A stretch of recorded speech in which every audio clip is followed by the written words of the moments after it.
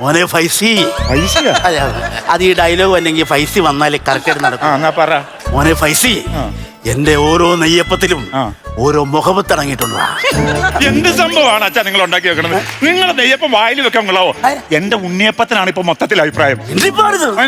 അച്ഛന്റെ മാവ് വെട്ടി മാറ്റിയ ചെറുത്താനാണ്.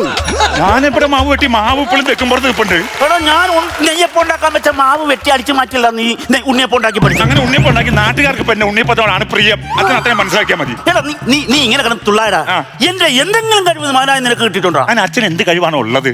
എനിക്ക് എന്ത് കഴിവാണുള്ളതെന്നോ?